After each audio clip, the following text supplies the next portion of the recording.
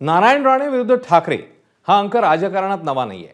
त्यात उद्धव ठाकरे मुख्यमंत्री असताना नारायण राणेंना अटक झाली होती. यावरून हा वाद आणखी पेटला.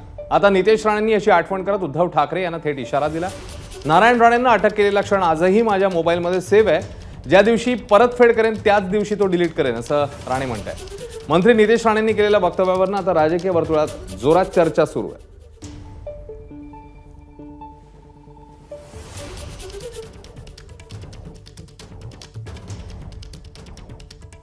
साहेबांना जेवणावर उठून अटक करण्याचा दोष आहे.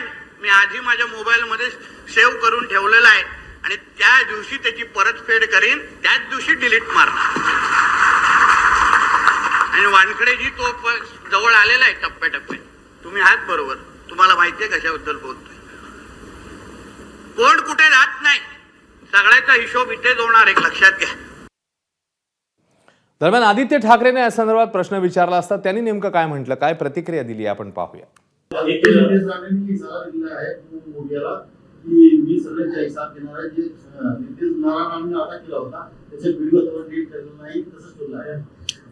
कचऱ्याच्या प्रश्नावर आपण नंतर बोलू. एबीपी माझा, उघडा डोळे बघा नीट.